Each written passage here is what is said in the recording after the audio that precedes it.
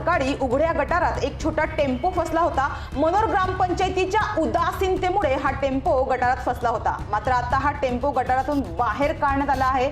तर या उघड्या गटारामुळे एखादे छोटे मोठे अपघात होण्याची शक्यता आहे। गटारांची झाकणे उघडी व तुटलेल्या अवस्थेत असल्याने दिवसा किंवा रात्री या ठिकाणाहून ये जा करणाऱ्या नागरिकांच्या, लहान मुलांच्या तसेच मोकाट जनावरे यांच्या जीवाला धोका निर्माण होऊन एखादी दुर्घटना घडण्याची शक्यता नाकारता येत नाही।